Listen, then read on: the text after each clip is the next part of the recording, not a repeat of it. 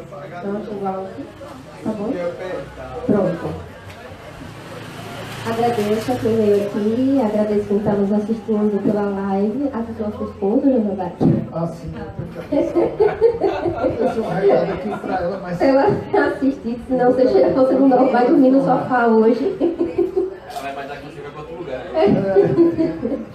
Vamos lá. O nosso Navegando de Ideias em dezembro vai falar sobre Brasil, traz democracia, o que nós temos a ver com isso, políticas públicas em debate.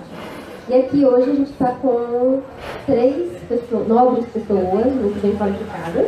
A gente tem o Salomão Santana, que ele se apresentou como curioso na busca eterna do conhecimento, navegando em águas profundas da filosofia com os reinos e velas psicanalíticos.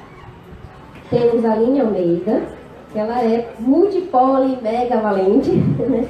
Ela é biomédica, bióloga, jornalista, especialista em gestão pública, em políticas públicas e é gestora pública atualmente, está exercendo essa função e vai poder dar uma noção para a gente sobre o olhar de dentro, o olhar de dentro.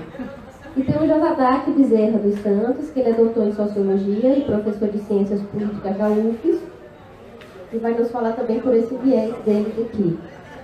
Eu estou coordenando hoje, eu sou petrusca, né? Esse projeto é um projeto que ele tem um evento mensal aqui no Petit Café do Bistrô.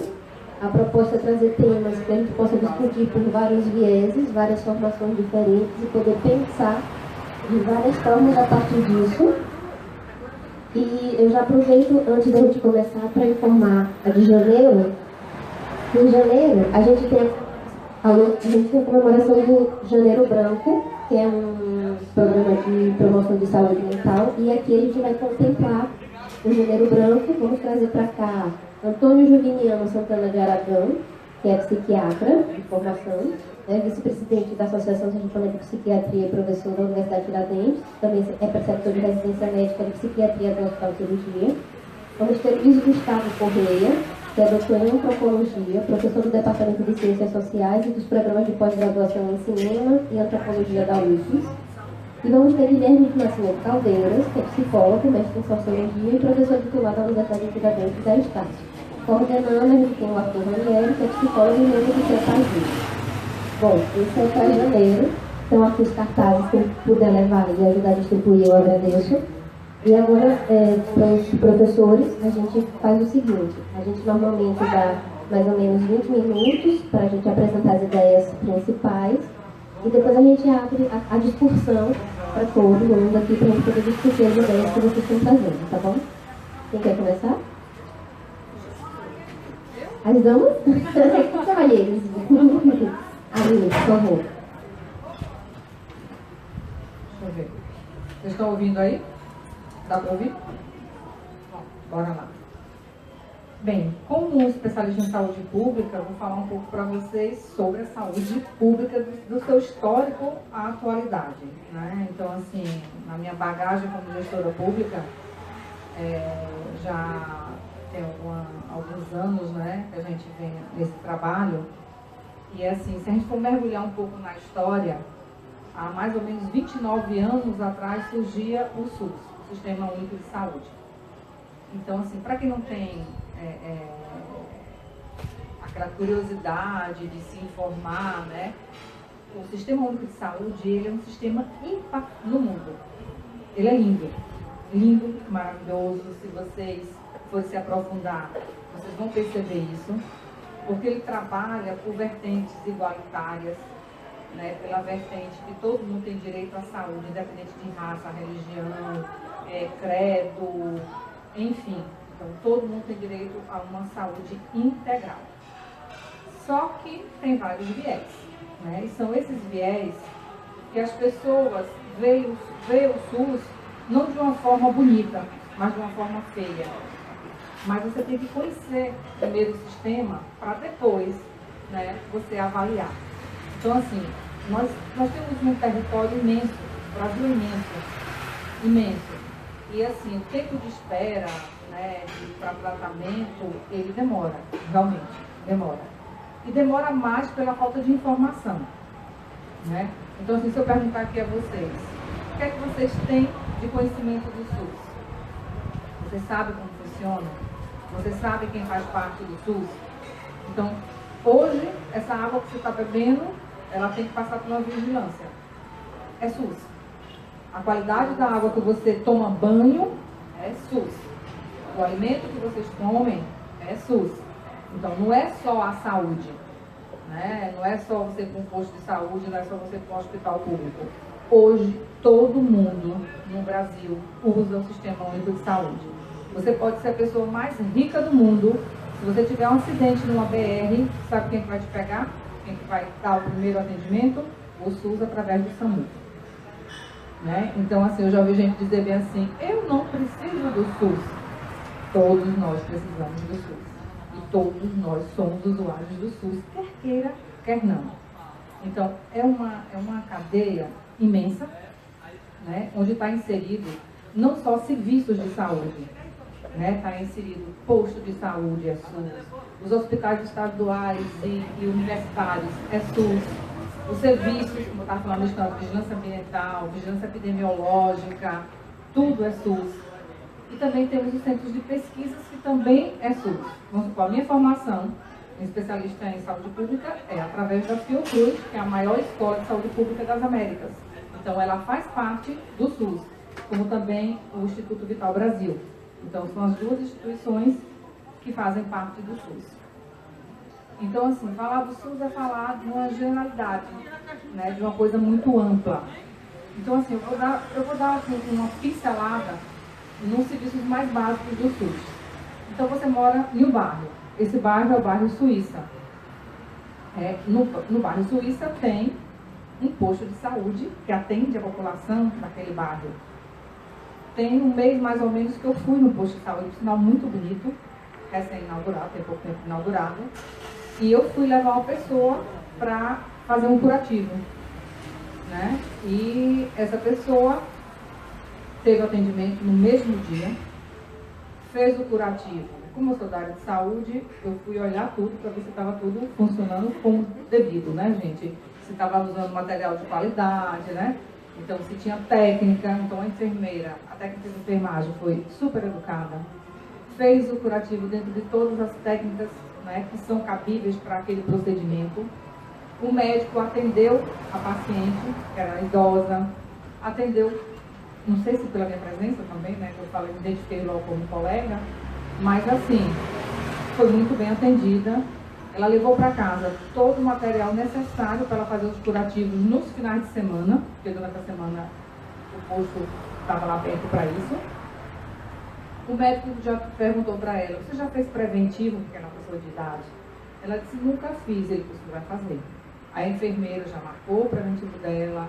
Enfim, demora a sair o resultado? Gente, demora, mas se faz. Né? Se faz. Eu fui gestora pública por 2 gestões, né, como secretária municipal de saúde. Então, assim, na minha última gestão foi em Lagarto, que é uma das maiores cidades do estado, né? E eu coordenava toda a região Centro-Sul, porque como é que funciona a saúde aqui em Sergipe? Eu não sei se eu vou falar para vocês. Nós temos a Secretaria de Estado de Saúde e nós temos todas as secretarias municipais, só que nós temos polos.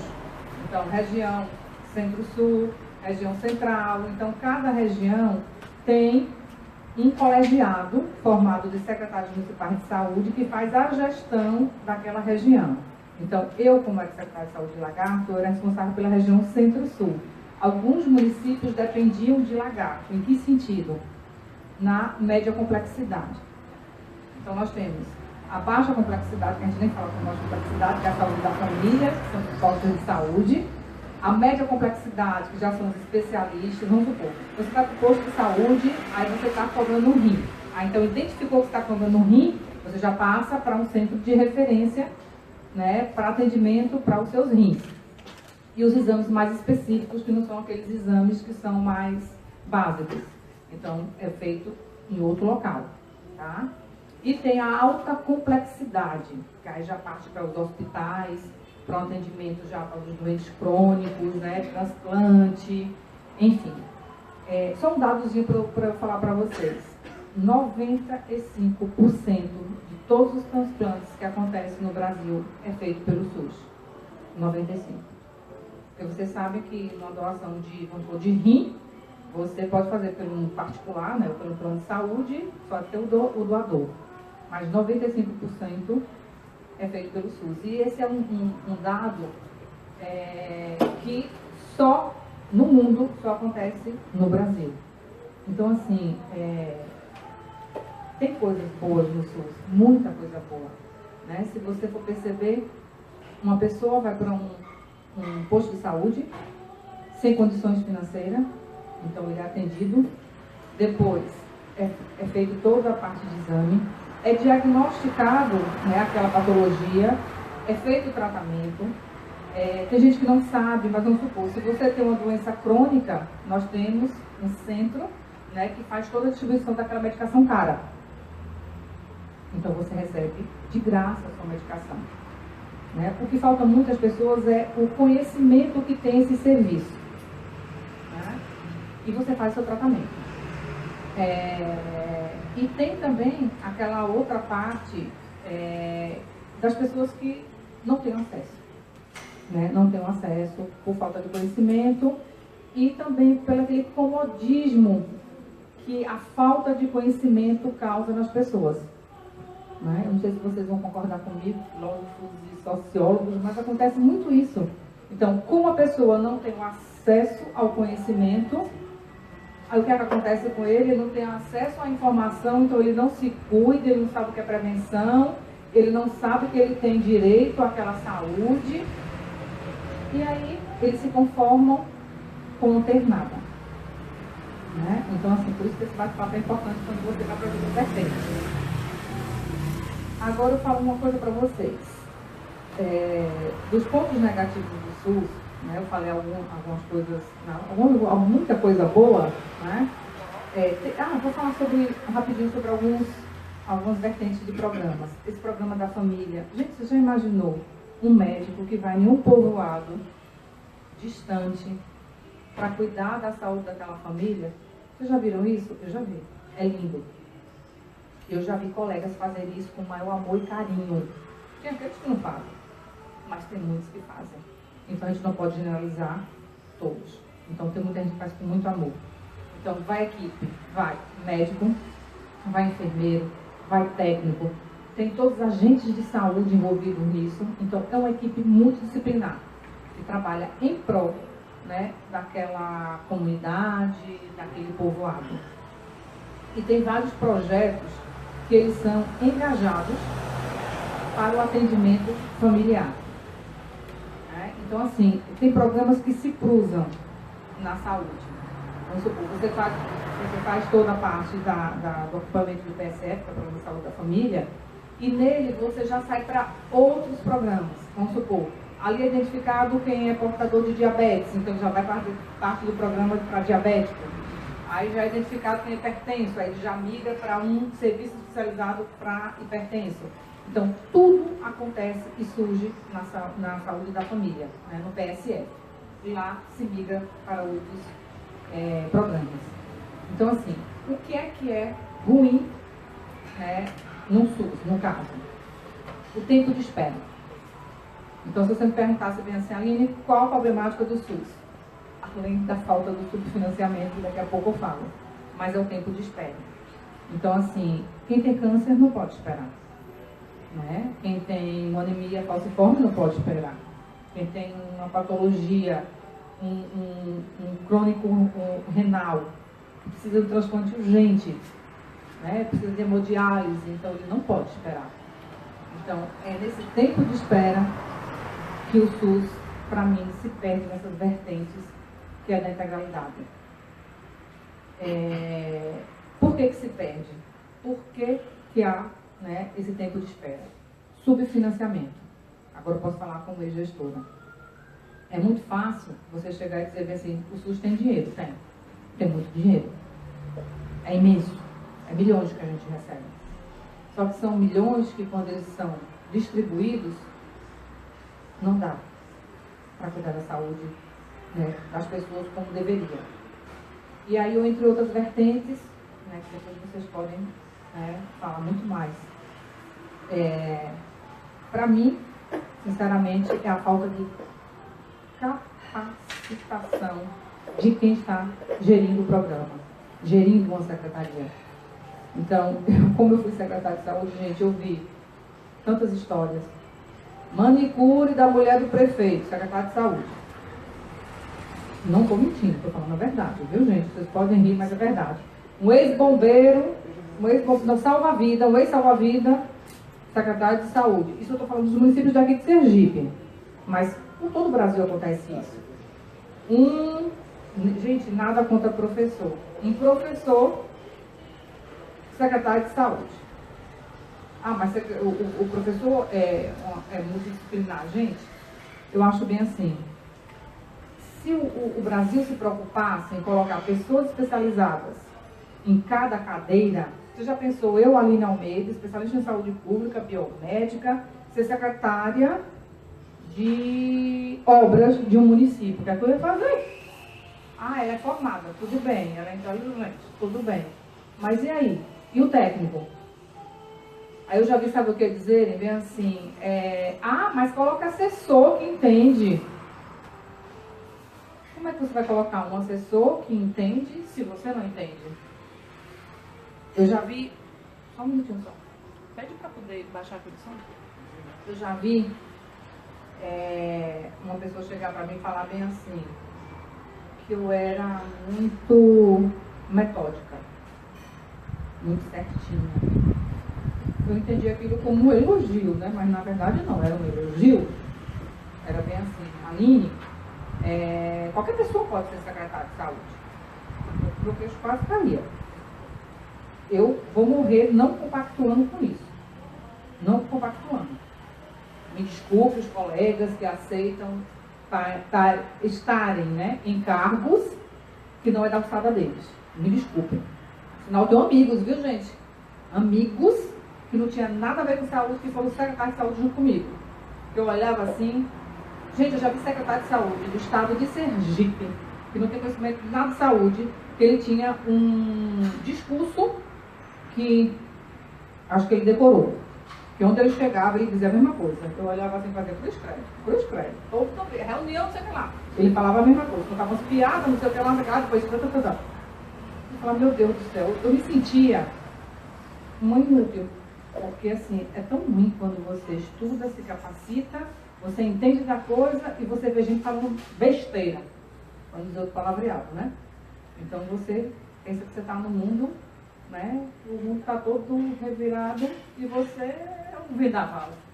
É um vendaval. Enfim. Então, sobre as problemáticas, eu acho isso. Pessoas erradas em lugares errados. Então, não sabe usar recurso, porque não entende dos programas. Se eu tenho um programa PSF, vem uma verba carimbada para eu usar aquilo. Se eu não usar, fica lá. Ou então aqueles que têm os acordos, que tenham, né, a forma de retirar os recursos e deixar as pessoas sem. Né? Então, assim, são vertentes que, se a gente for entrar nesse atual campo político que nós estamos, é assustador. Então, não vamos entrar. Né? Então, assim, eu acho que falta isso mesmo, é a falta de capacitação das pessoas que estão envolvidas na gestão. Falta mais amor à profissão, sabe? Porque eu acho que quando você é profissional, independente do salário que você recebe, você tem que trabalhar com amor. Se você não trabalha com amor, o mestre, os professores, vocês, né? Quantas vezes estão na universidade dando aula, quem que não gostaria de ganhar mais? Porque estudou tanto, né? Fez um mestrado, fez um doutorado, mas não ganha de acordo. Né? Então, você já pensou se todo mestre que nos ensinou tivesse essa visão? Como seria? Ninguém passaria seu conhecimento. Né? Porque o conhecimento ele não é para ficar para a gente, ele é para ser repassado. Né? Então, a profissão que você abraçou é para ser repassada com amor, com dedicação. Né? Então, assim, é muito importante, né, que se frise tudo isso. Tem pessoas assim, que tem todo o conhecimento ímpar nisso, que faz com amor, que a gente precisa contagiar mais essas pessoas. Né? O SUS, ele qualifica os profissionais. Tem muita gente que não sabe disso. Tem uma parte do recurso que ele vem, né, de Brasília, que sai do âmbito federal, vai para os estados para qualificar profissionais. E eles são qualificados. Tá? Aí vamos supor, tem um surto de chikungunya. Então, nesse surto, né, chama-se os profissionais, fala dos dados como é que estão, onde é que eles têm que fazer a ativa para poder estar evitando isso. Acho que vocês acompanharam, né, todo o processo que foi falado no Brasil inteiro, né? E, por sinal, fiquei muito orgulhosa porque toda a descoberta, né, do isolamento de Zika, veio de Pernambuco, da minha escola, onde eu fiz minha especialização, de ver minhas amigas lá fazendo os estudos, eu fiquei tão feliz, minha escola. Né? E assim, esse investimento é feito também para estudo, para os profissionais do SUS.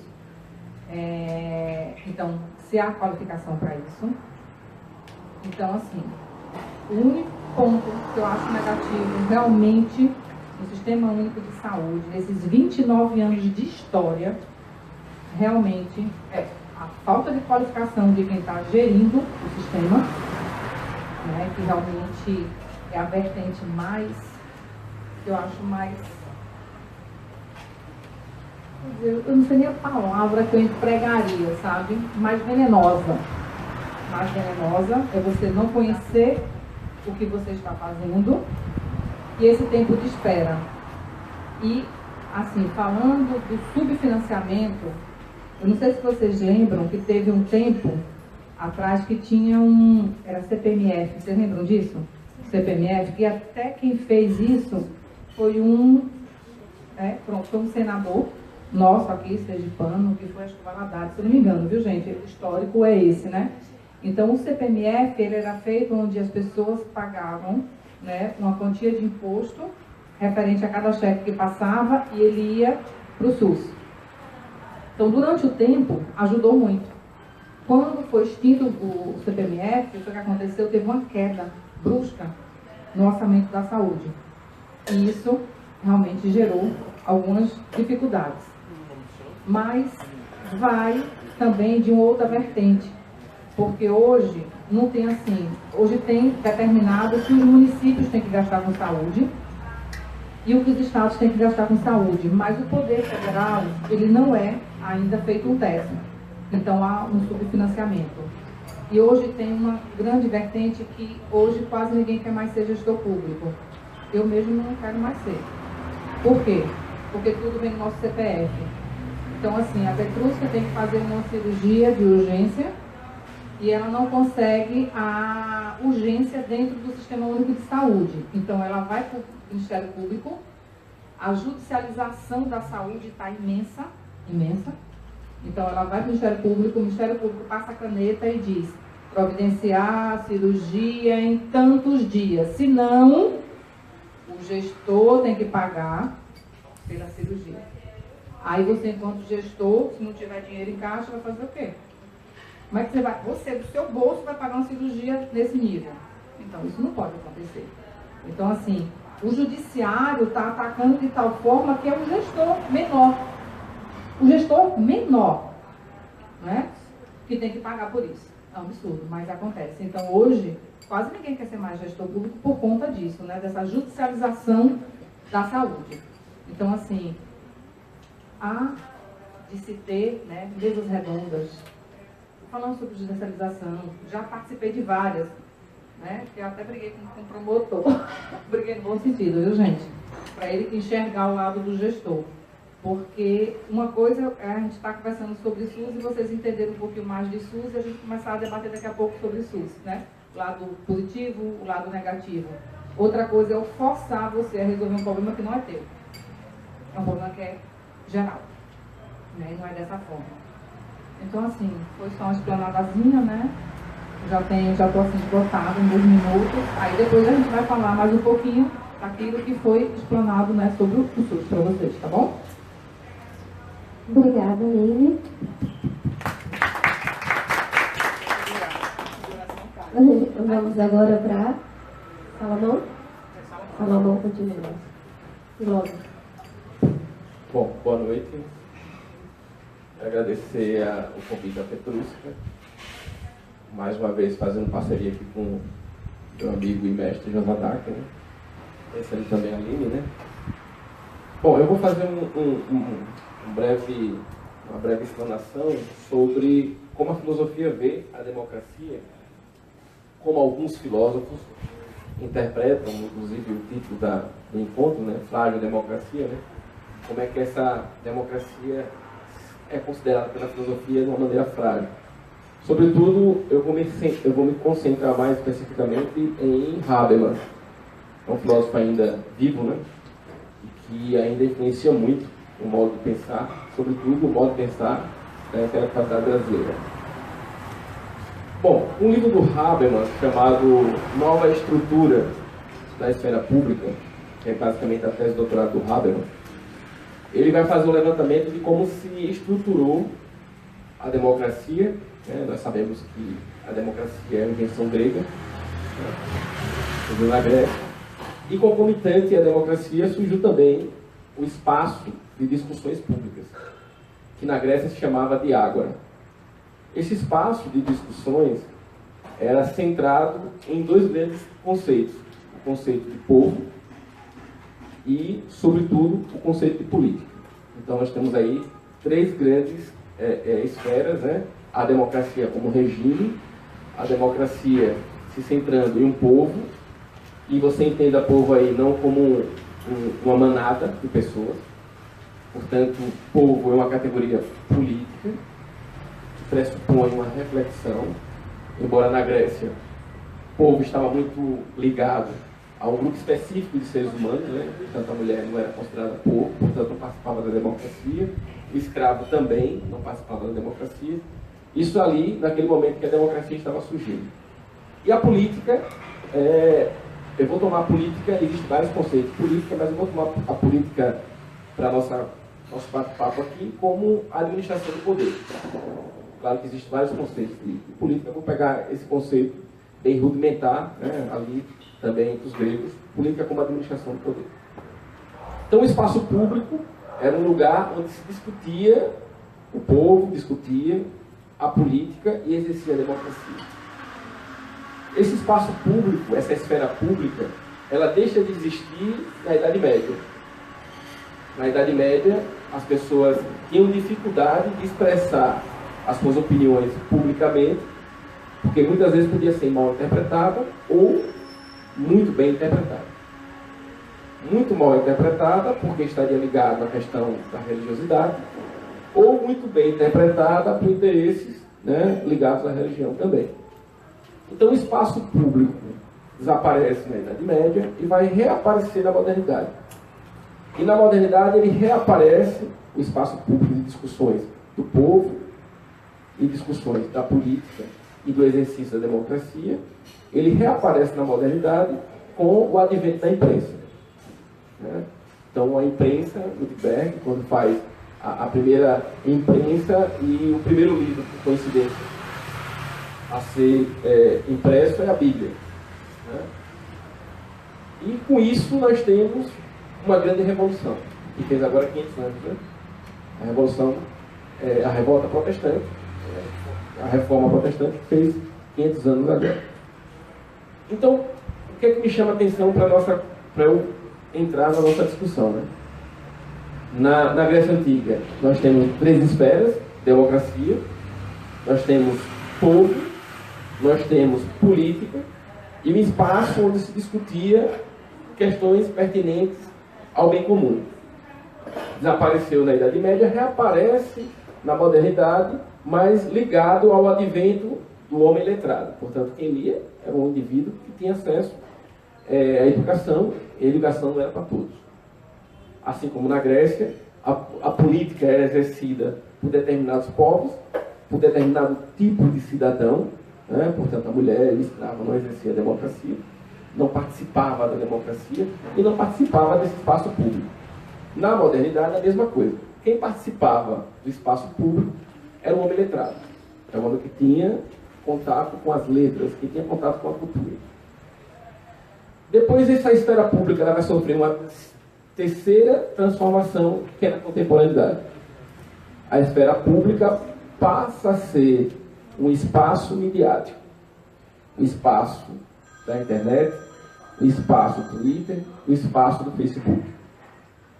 Então, passa a ser também, agora, não um lugar de vinculação, de manifestação dos seres letrados, das pessoas letradas. Pois quem tem conhecimento tem poder, já dizia Bacon, né? Então, o que se observa nessa terceira estruturação da nova esfera pública, como exercício da democracia, da política e de manifestação do povo, uma espécie de determinada cultura, determinado saber. Ora, quando eu falo que há uma transformação, ou uma terceira transformação da democracia, e eu falo da esfera pública como exercício da democracia, como exercício do ser político e como exercício do povo e do ser político, essa transformação, ela passa a ser claudicante. Claudica a noção de cidadania, claudica a noção de direitos humanos. Aí quando eu falo, desaparece, mas não tem cura. A corrupção no Brasil, ela tem essa característica. Uma doença venérea, que fica incubada, mais tarde se manifesta, mais tarde se incuba, mais tarde se manifesta, mas não existe cura. Na segunda vez, na segunda esfera da frágil democracia, nós temos aí uma junção onde os limites não são respeitados entre duas instituições, a política e a religião. Quando a religião e a política começam a se mesclar, onde os limites não são respeitados, nós transformamos a república em não mais laica. Isso também transforma a democracia frágil. E no terceiro e último momento, que é a questão midiática, relatada por aquela análise que eu fiz em relação ao Habermas. A mídia no Brasil, ela deixa de ser um veículo de manifestação de fato e passa a exercer quase um partido político. A mídia, ela toma posições. E essas posições midiáticas, ela despolitiliza, ela descaracteriza a política. Então nós estamos vivendo numa época em que há uma despolitização do sujeito brasileiro. Onde se fala em política, as pessoas se afastam, até recentemente estava conversando sobre isso, talvez o nome frágil democracia gerou para as pessoas que disseram que vinha a ideia de que aqui talvez teria um encontro de partidários. Né? Eleição próximo ano, então isso afasta as pessoas.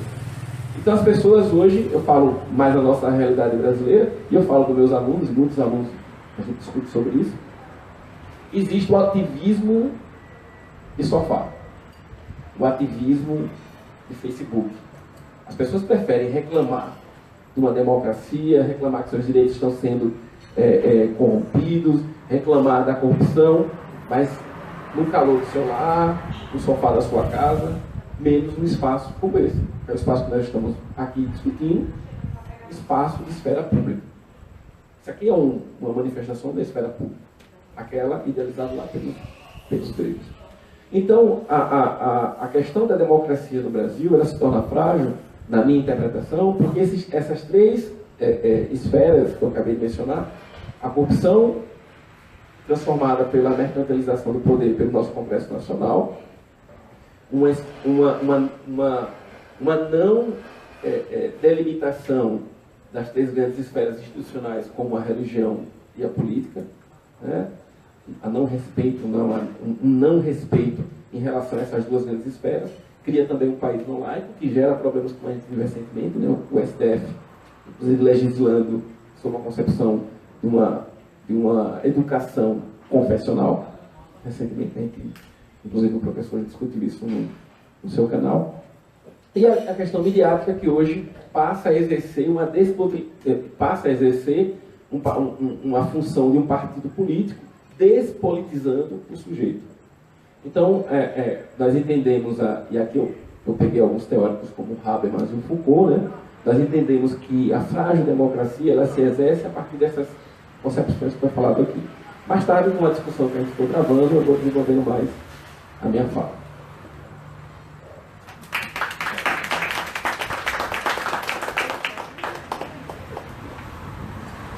noite a todos e a todas, para ser correto politicamente. E eu quero dizer que eu vou falar menos do que o meu colega, então a gente vai ter mais espaço para participação mais coletiva. Mas eu fiquei pensando em 3 coisas aqui também, né? A primeira, com relação à palavra da colega aí, que já tem a prática da administração pública, um cargo de peso, né, de decisão, secretário de Estado. Não, secretário municipal. Não, mas o município é um Estado, né? Você está numa posição política de poder, de decisões, né?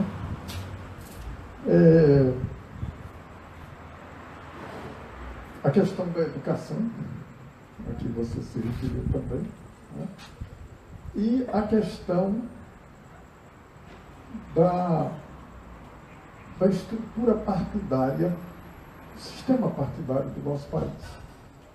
Eu acho que são 3 coisas que precisam ser levadas em conta para a gente discutir. E talvez um 4º ponto seria a questão da democracia, mas pensar a democracia mais como uma incógnita hoje em dia, né? Vamos começar aí pela democracia. A tendência hoje, uma tendência mais recente, é se admitir que esse modelo liberal, o Estado moderno, o sistema de representação política partidária e a maneira como a política se organiza formalmente, já não corresponde às demandas sobre o que se deveria entender como democracia, né? Então você tem uma crise aí de modelo, uma crise de paradigma, no sentido da organização do Estado como tal, Estado contemporâneo. Eu não sei nem enumerar aqui, nem dizer qual seria uma possível resposta a essa questão. Talvez o meu colega Enos ali saiba de alguma coisa, mas eu pelo menos estou ainda distante disso. Então essa seria uma questão que a gente poderia pensar depois melhor. Mas assim, por outro lado, a educação se constitui naquilo que, para uma construção, é a base, é o alicerce, né? Então, quando você tem uma educação, e a educação básica, né, a educação primária, a alfabetização, ainda hoje eu estava ouvindo uma administradora do Ministério da Educação, ela dizendo, gente, nós não conseguimos alfabetizar corretamente as nossas crianças. Elas não conseguem ser alfabetizadas de forma consistente, de forma a criar as condições mínimas para se construir um edifício de formação educacional, formal, etc., né? Que você precisa da base. Então, a educação no país está passando por esse nível de precariedade. Isso para falar do básico.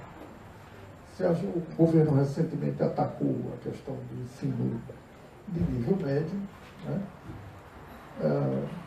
Mas, enfim, nós temos problemas ainda mais fundamentais. Então, a educação ainda continua sendo a coisa basilar que a gente ainda tem que fazer de forma adequada, né, para poder galgar os outros níveis. Então, se você não tem educação, como foi pensado aqui, dito, né, você não tem senso crítico, não tem consciência política mais consistente, você não tem nada, né? No final das contas, você não tem nada.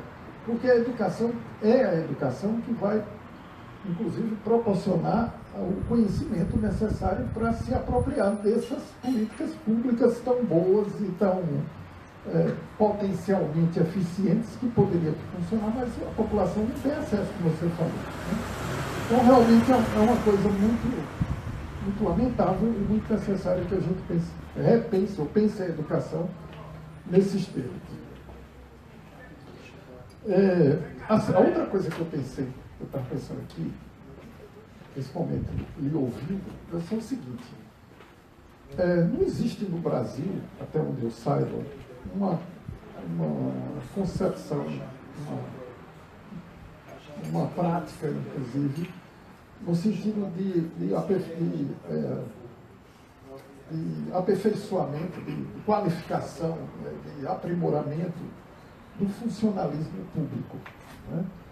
Então, se tem, não é devidamente levado a sério, não se chega lá, né? Mas assim... Proporciona isso. Isso. Mas, como você mesma disse, quer dizer, quem vai para os quadros não são pessoas qualificadas e não se valoriza a qualificação das pessoas.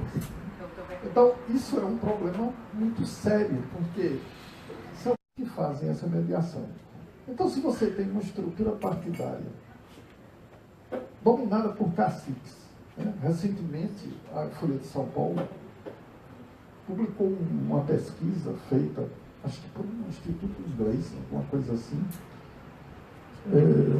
sobre a questão da renovação dos quadros do Congresso Nacional.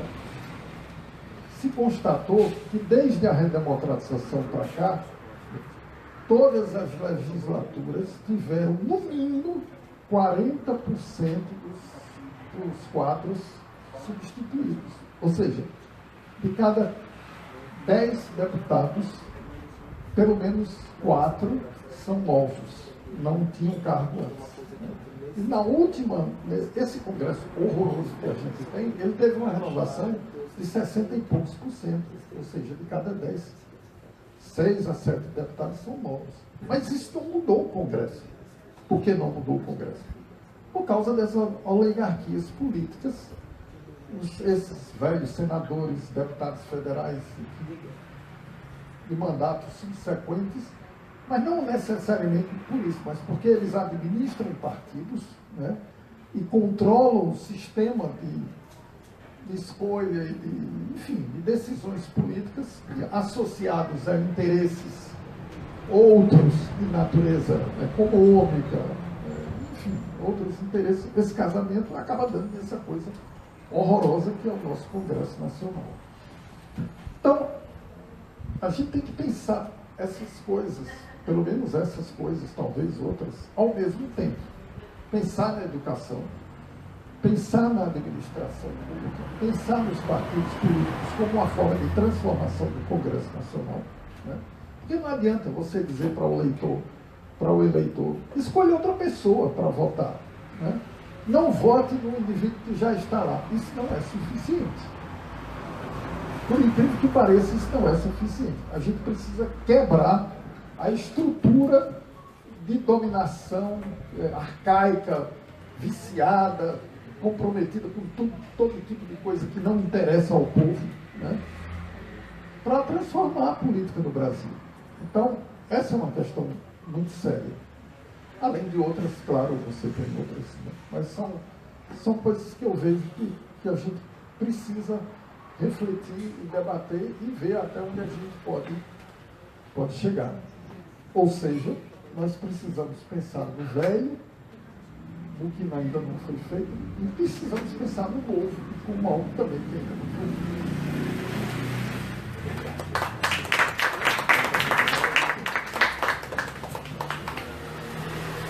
Obrigada, Dona Gatti. Agora a gente fez essa discussão inicial, a gente abre para quem quiser colocar alguma coisa. Deixa eu lhe perguntar, mas eu vou esperar. Enfim, eu gostaria de colocar uma coisa. Ele está em processamento das informações. De cada vez. De cada vez. Eu vou começar a discussão para vocês esquentar isso, porque é um tema que me é muito cativo. Eu também fiz formação, especialização em gestão pública e políticas públicas, né? Então, a primeira coisa que... Vou fazer uma pergunta e vocês respondem a priori. Vou colocar tudo de uma vez só, tá bom? A primeira coisa que eu penso é que quando a gente entra na filosofia, alguns filósofos, eu acho que franceses, eles questionam muito a questão da corrupção, né? Que o homem ele é corruptível independente do preço. Então, eu queria que a gente pudesse pensar isso nessa lógica de hoje. Como é que a gente pode pensar isso? Essa corrupção que veio da filosofia, né? Que preço é esse que a gente está pagando hoje para a gente ter uma corrupção tão ativa e ter uma situação como a gente está tendo da Petrobras, que é uma empresa difícil de quebrar e quebrou. Né? Então, uma empresa grande como ela é difícil de se estabelecer, mas ela também é muito difícil de quebrar. A gente estuda gestão, a gente entende isso. A outra coisa é como é que a gente pode... eu penso que gestão pública é uma coisa que devia ser dada no segundo grau. Ou antes, inclusive. É uma coisa que só me foi, assim, a ideia e a clareza só veio quando eu fiz a especialização. E, gente, quanta coisa a gente não sabe. Eu precisaria saber, entendeu? Para poder viver bem. Né? Como é que a gente pode fazer isso? Outra pergunta. Como é que a gente pode fazer essa inserção? Né?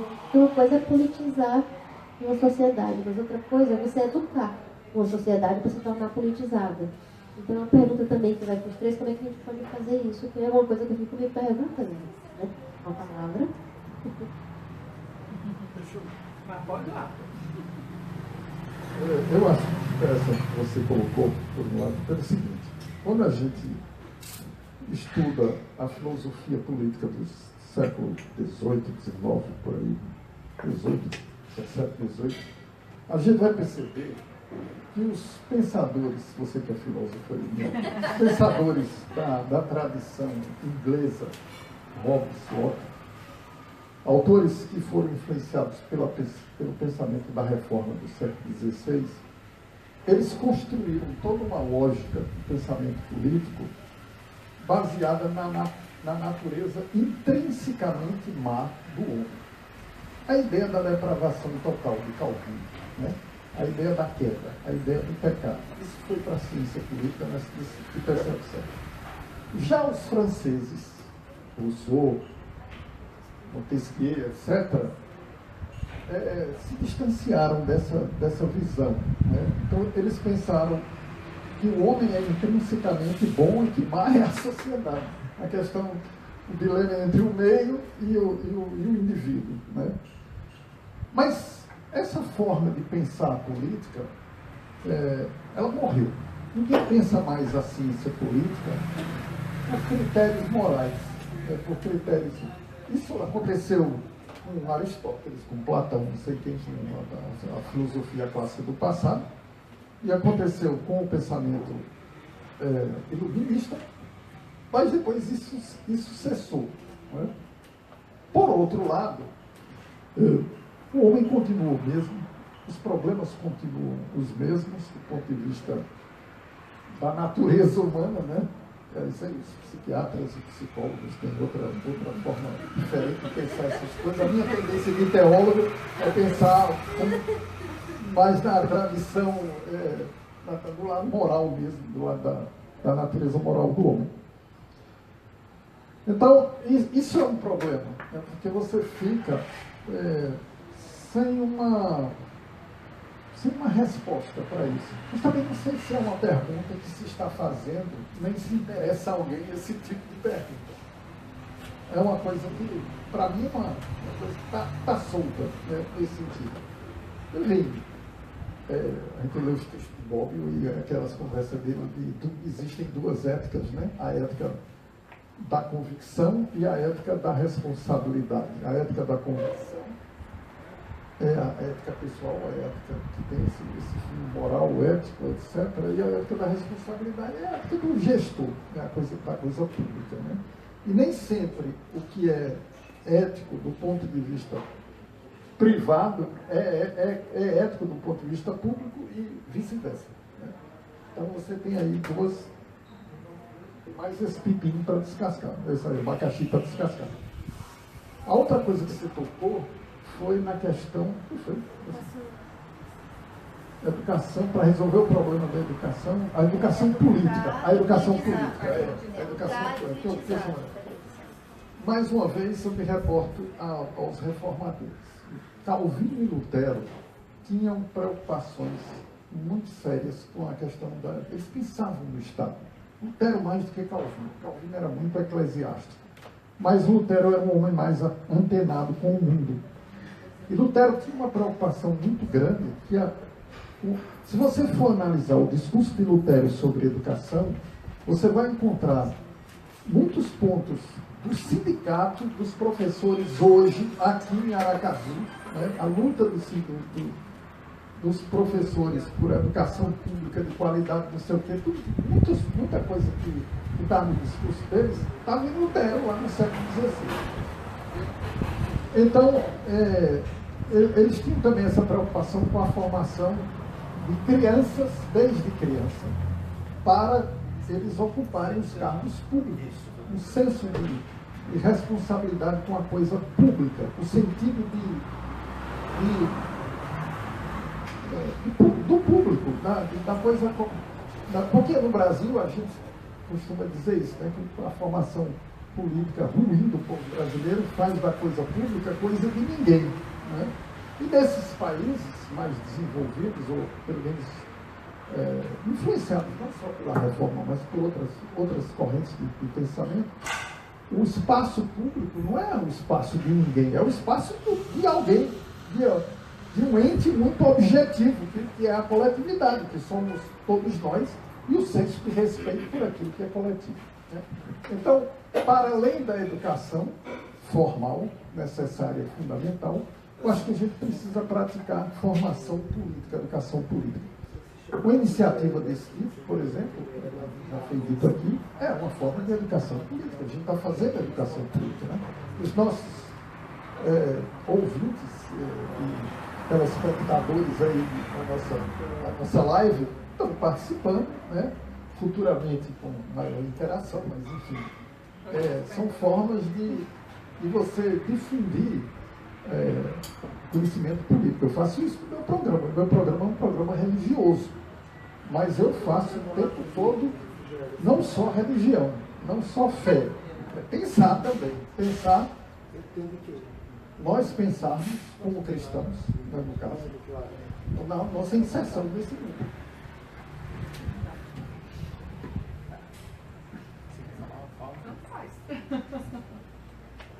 Bom, eu achei interessante a pergunta, porque ela sintetiza um monte de outras coisas, né? Agora, eu concordo, em parte, com o Josadak,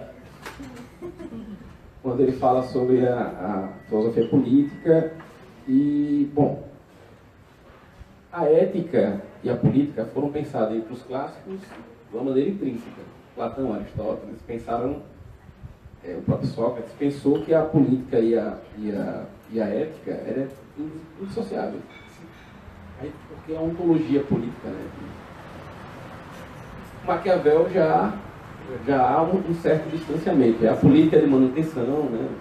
O poder e aí por diante. Um pragmático. Agora veja, os franceses, eles por serem muito militantes, né? E eu vou trazer os franceses do período do recorte da filosofia em que eu me debruço, que é a filosofia contemporânea, né? Foucault, Sartre, Deleuze, Derrida, né? Esses filósofos que pensaram a política, eles pensaram a política não aos modos da filosofia tradicional. Eles inclusive inventaram um novo modo de pensar a política. Né? Eles eram militantes, eles se envolviam com a questão política. Inclusive pegavam em armas, né? Por uma rua. Agora, o problema atual, primeiro, vamos pontuar uma coisa. O Brasil, o que nós estamos vivenciando no Brasil, recentemente teve na Itália. Então o Brasil não inventou a política, ou a corrupção. Talvez aprimorou, mas não inventou. Então, a corrupção não é invenção também do PT, não é de um partido político. Né? O Brasil talvez tenha aprimorado, mas não é uma invenção também de um partido político. Mas eu acho que vamos pontuar também uma outra coisa, que a ética na atualidade ela é pensada de uma maneira também diferente do que foi pensada outrora. Então, hoje você tem a filosofia mergulhada com a biologia, a bioética. Né? Do ponto de vista biológico, e eu vou falar da natureza dos animais, não é um animal só racional, os animais são egoístas. E nós somos animais, portanto, nós somos egoístas. Então, o que é que faz a ética, e eu vou trazer a política para isso que eu vou falar agora, é educar esses animais. Por isso que Platão dizia que a educação é a adestração. Educar é adestrar. Então o que é que vai acontecer? Nós não nascemos humanos, nos tornamos humanos pela educação. Ao contrário do cachorro, que nasce cachorro, da galinha que nasce galinha, do macaco que nasce macaco, continua a galinha. O homem tem que buscar na educação a sua humanidade. Ninguém nasce humano. E aí envolve a política, como eu falei, política tem vários conceitos, eu peguei um especial, mas a política também como agenciamento de forças, né? E a outra coisa que a Petrusca falou, sobre a educação. Então, nós também temos que pontuar duas coisas. Existe a educação doméstica, que é essa que começa em casa, e a educação institucional, que é essa que está ali, existe o tempo da educação, dos professores, etc, etc. Existe uma certa confusão em relação a essas duas tipos de educação, né? Os pais acham que o professor não ensinou o que ele deveria ensinar em casa, né? Existe um pouco desse confronto, desse mal entendimento. Isso também é política. Então, o que se pensa hoje, e aí eu estou pensando nos teóricos que eu estou pesquisando, que são os da atualidade, né? O Habermas, André Comte Porphyry, na atualidade, ainda vivo. O próprio Foucault, que morreu recentemente, e ainda está muito vivo, o que ele falou. O que se pensa da ética hoje é essa ética, é tentar entender uma ética que vá pensar o sujeito hoje no sentido biológico da sua natureza, né? Então, a total discrepância que acontece na política, né, ocorre também por uma questão subjetiva e política. E agora eu vou falar a questão psicanalítica. Na psicanálise a gente tem, pelo menos na psicanálise de Lacan, a psicanálise lacaniana, nós temos várias vertentes também, matrizes da psicanálise, mas a psicanálise lacaniana nós temos três estruturas: a psicose, a perversão e a neurose. A perversão é quando a lei, o perverso, ele não vê a lei com respeito. O perverso, ele goza, ele sente prazer com o olhar de desconforto do outro. Quanto mais eu estou causando desconforto em você, mais eu sinto prazer. E eu diria que o Estado, agora o Estado como agente político, né? Aquele que vai monopolizar a violência, vai monopolizar a força. O Estado, ele é representante dessa grande lei. É o representante, entre aspas, do pai, como a psicanálise vai falar. Então, o indivíduo que não vê no Estado uma representatividade da lei é o indivíduo perverso. Então, o Estado brasileiro, e eu vou me concentrar no Estado brasileiro, claro que a gente vê em outros estados e outros países também, mas vamos pegar o Brasil. No Estado brasileiro, os indivíduos não mais se veem representados por esse Congresso, por esses políticos. O Brasil não é mais respeitado enquanto lei, gerando cidadão perverso. Por isso que a justiça sou eu quem faço, a justiça com as próprias mãos. O justiceiro. O cara, agora recente aqui em Sergipe mesmo, foi pego, entre aspas, ninguém tinha prova sobre esse assaltante, espancaram ele até a morte. Ao mês passado, né? Então veja, porque todo mundo agora está totalmente desacreditado com a justiça. Essa justiça é representada pelo STF, que a gente coloca até em dúvida. Né? Então, é o indivíduo que não mais representa e não se vê representado por a lei. Na psicanálise a gente chama de perversão. Então, eu diria que na atualidade a política e a ética ainda devem, né, claro, continuar juntas, mas a ética ela é repensada a partir de novos valores, a partir de novas conjecturas, porque é uma ética mais pensada no indivíduo em sua conjectura biológica. Não sei se passou para mim, ou me estendi um pouco mais na sua pergunta. Já falaram tudo filosofia, já falaram tudo sociologia. Eu vou citar para vocês, acho que uma forma assim de resumir um pouco o que Petrusca falou. Essa coisa, quando a gente fala ética, como você falou, é uma coisa bem ampla, vem de educação, vem de formação religiosa, vem de um monte de questão. Tá? Eu, como gestora pública, várias vezes, eu fui convidada para conversas. Vocês imaginam as conversas, né? Enfim. naquele momento cabia a mim, enquanto pessoa, enquanto ética, enquanto a minha formação religiosa, enquanto a minha formação como pessoa, dizer um sim ou não. Porque cada um opta em dizer um sim e dizer um não. E tem a consequência do sim e tem a consequência do não. Pode ter certeza. Se você pensa que você está dizendo um não, né? Um não que vai de encontro à sua moral, de encontro à sua religião, de encontro à sua formação educacional. E você tem consequências disso. Tá? Graças a Deus eu nunca disse um sim para coisa errada. Graças a Deus. Porque vem da minha formação. Né? Mas eu vi muitos amigos, né, infelizmente, nessa seara, que depois se arrependeram, enfim, e que responderam por isso. Eu vou dar um exemplo para vocês. Da falta daquela coisa da educação, de você não ter acesso às informações. Quando eu fui, primeira vez que eu fui convidada para ser gestora, eu procurei estudar muito, né, tudo sobre SUS, os programas, o que podia ser feito, o que não podia ser feito. Na época, eu estava com um programa de TV. Então, eu falei bem assim, nada melhor do que você levar para a TV informação. Então, assim, o que eu pude fazer, eu fiz. Quando eu fui gestora pela segunda vez, de uma cidade muito mais visível, teve uma coisa bem interessante, que foi um recurso que estava preso praticamente para todos os municípios, que era um recurso que ele era usado para medicamento de ação básica. Só que assim, a quantidade dessa verba que estava acumulada em muitas cidades era um teto imenso, mas que você só podia usar para comprar aquela determinada medicação. Essa coisa de se colocar os recursos de forma amarrada, de forma que trava o sistema, enfim, né? Aquela coisa assim, se você tem agora uma problemática com dengue, então vamos usar aquele recurso, mas não pode. Não pode, tem que ser tudo, né? Aí teve um ministro da Saúde que chegou com a portaria 2020, que eu decorei, e deu acesso a você usar esse recurso preso. Só vou dar um exemplo para vocês em relação a isso. Eu, Aline Almeida, né, que eu gosto muito de estudar, enfim, eu fui ler o decreto de cabo a rabo, de rabo a cabo, como diz a história, para saber o que é que eu poderia fazer.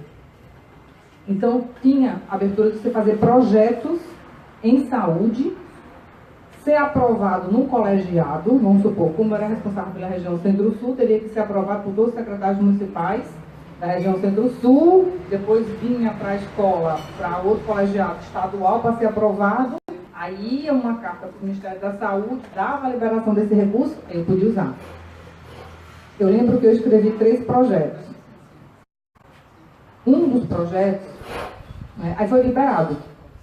Meu recurso foi liberado. Na época eu tinha acho que 1.200.000, gente. Acho que era 1.200.000, coisa assim. Aí o recurso da nossa secretaria foi liberado. E aconteceu uma coisa bem interessante. Muitos amigos de secretarias de saúde começaram, meu telefone não parava de tocar. Como foi que você fez isso? Deixa eu copiar, deixa eu copiar, deixa eu copiar. O projeto não foi feito por mim, Aline, foi feito por uma equipe, minha equipe.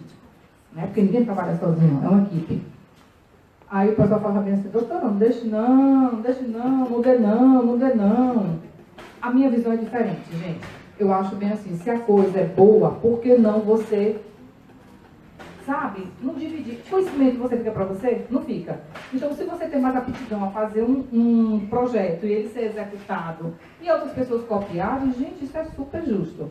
Então, assim, eu fui contrária a alguns colegas e dei meus projetos mesmo. Bom, foi o que aconteceu. Alguns meses depois, eu fui escolhida, né, para concorrer a um prêmio latino-americano de saúde pública. Fiquei muito feliz, lógico, né? E eu fui para Curitiba defender, né, esse projeto. E na hora eu comecei a falar do projeto, Boa noite. Boa noite. Eu comecei a falar do projeto, foi o que aconteceu. As pessoas ficaram, quem estava ouvindo eram os secretários de saúde do Brasil inteiro, era cônsules de outros países, que eram um evento latino-americano, né? Enfim, tinha muita gente no hotel e eu lá apresentando, que foi as pessoas que foram convocadas, né, desse projeto. E o interessante é que eu consegui, né, a minha equipe conseguiu provar que com pouco recurso você faz acontecer. Esse projeto não era nada mais, nada menos do que você pegar um colégio, a gente pegava um colégio de um povoado no dia de sexta-feira. Por que sexta-feira? Porque é aquele dia mais mortinho e quem ensina sabe disso, né? É aquele dia mais assim morto que os alunos, né? Então a gente pegava uma sexta-feira e fazia uma divulgação uma semana antes naquele povoado que a saúde estaria dentro daquela unidade de ensino e convidava os alunos a convidarem os seus pais para participarem. Então eles tinham um atendimento odontológico, a gente levava o carro móvel e a mulher foi nesse quesito que eu ganhei esse prêmio, né? Eu ganhei enquanto secretária de saúde, viu, gente? Onde a mulher ela ia para aquele determinado serviço, ela passava pela enfermeira, ela coletava o exame de lâmina, aquela lâmina ia para outra sala de aula e era feita todo o processo, né? Corar a lâmina, ler a lâmina e dar o laudo. Depois do laudo pronto, já ia para a sala do médico, isso em questão de poucos minutos, viu, gente? Já ia para o médico via a lâmina, né? Se a paciente tivesse uma inflamação de colo de útero, ele já passava a medicação e na outra sala tinha a dispersação daquela medicação para aquela mulher. Com isso, a prevenção de câncer de colo de útero era tremenda, porque isso foi feito em vários povoados. Então, assim, uma coisa simples, um pensar simples, mas um pensar de qualidade para aquela paciente de um povoado sem muito acesso, até às vezes sem muita instrução, mas que o filho chegava em casa e dizia, porque a gente orientava, né? Foi um trabalho conjunto, lindíssimo, de educação junto com a saúde, porque eu convoquei os professores e pedi para eles que entusiasmassem, né, desse aquele entusiasmo para os alunos, trazer a sua família para dentro da escola. Então eles diziam, mãe, vai ter um lugar, uma coisa bem legal, pai, você vai ter direito a fazer exame, pai, você vai, sabe? E a família foi para a escola fazer isso. E o legal de tudo isso, sabe o que foi, gente? Foi que, assim, eu fiz a apresentação, no final da noite tinha a premiação, né? E na hora que eu estava sentada numa mesa, estavam formando, né, a mesa, estavam os cônsules, né, dos países todos, estava o prefeito de Curitiba e tal. Aí a organização, né, do evento chegou e falou bem assim, hoje ela nos emocionou, hoje ela falou que é realmente saúde pública e me convidaram para fazer parte da mesa. Então acho que a maior felicidade da minha vida enquanto gestora pública foi participar daquele ato. E assim, eu acho que nada disso aconteceria se primeiro eu não tivesse conhecimento do que eu estava fazendo. E segundo, de eu conhecer a necessidade do povo. Terceiro, eu saber que um recurso que estava preso, eu poderia usar em benefício do povo. Né? E isso aconteceu. Então, assim, eu ainda travo naquela opinião que eu dei para vocês. O gestor público tem que ter conhecimento de saúde. Falando em relação à saúde, na minha parte. Se não tiver, gente, nada é feito. Né? Vai ficar que nos colegas que fizeram. Aí manda o projeto para mim, não tem problema não, manda via e-mail. Tome o projeto. Se foram aplicados como nós aplicamos, não sei, mas foi disseminado que isso pode acontecer. Os entraves que acontecem, né, vêm do que vocês falaram. Poder público, política, né, até que ponto o político quer também, né, que você faça Teve uma prefeita de um município que eu dei uma assessoria. Ela chegou para mim, eu quase morro do coração nesse dia. Você disse assim, doutora, não precisa você estar fazendo isso pro povo não, só na época de campanha. Entendeu? Cuidar do povo só em época de campanha. Eu fiquei assim, ó, sabe o que eu fiz, gente? Eu pedi para sair. E eu saí. Porque não dava para trabalhar desse jeito. Porque assim, se eu me comprometi, se eu tenho uma profissão, né, que eu amo, eu quero continuar amando. Né? Eu quero continuar amando. Então, assim, a ética, o bom senso, conhecimento. Então, ele vem um viés. É como se fosse aquela porta para que a gente precisa, que nós, o marinheiro, que só o marinheiro sabe dar. Então, assim, cada um tem que dar o seu nó de marinheiro. Eu acho isso. Agora, para você dar o seu nó de marinheiro, você tem que ter acesso à educação. Como você falou, tudo permeia pela educação.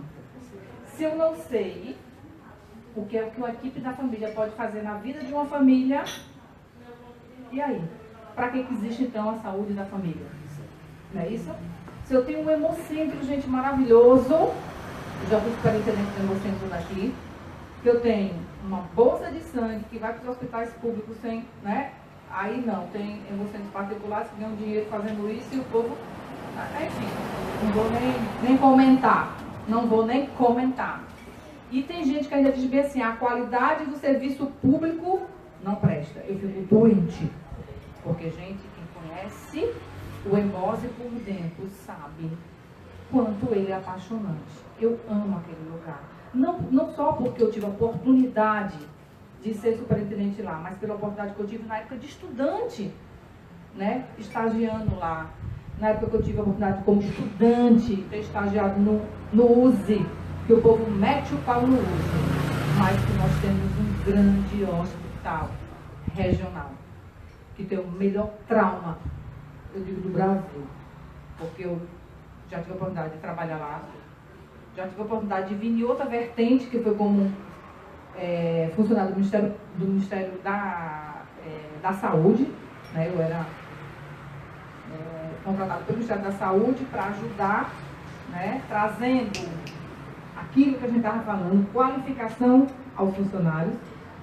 O Albert mesmo, eu trazia os professores, os médicos do Albert para ensinar como fazer uma boa gestão aqui no USE. Eu toda hora estava cerimoniando, chega, vamos lá, né? Projeto, tudo projeto. Então, assim, conhecimento é tudo. A busca do conhecimento, a saúde, eu não sei, mas eu tenho certeza que o Ministério da Educação também dá esse conhecimento para funcionários. Né? Eu não sei como é as outras secretarias, os outros ministérios, mas o que eu posso dizer em relação à saúde é os funcionários realmente têm treinamento, têm. Agora sim, não é todos, infelizmente. Né? Tem um advento da ouvidoria, você como psicóloga, nossa senhora, uma ouvidoria, gente, uma coisa que eu bato a palma, o Ministério da Saúde foi a criação da ouvidoria. Um ouvidor, gente, está ali para ouvir a sua reclamação, e não é só ouvir a reclamação, a ouvidoria te dá a resposta daquela reclamação, que as pessoas não conhecem. Ou seja, você vai para um local para ser atendida, você não gostou do atendimento, aconteceu não sei o que lá, vai para a ouvidoria.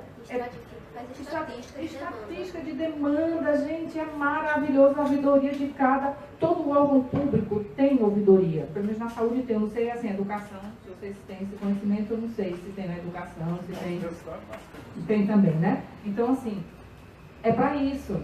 Sabe? Agora, infelizmente, tem pessoas que usam ouvidoria para xingar o povo, para xingar o funcionário, para não sei o quê, que eu já vi as ouvidorias que eu como gestora, a gente tinha que. Você tem que ouvir, ou tem que ouvir, não, você tem que ler todas elas e você tem que dar um parecer, né? Ou mandar para o setor responsável. Né? Mas aí, assim, tem aqueles gestores que vão ver, né?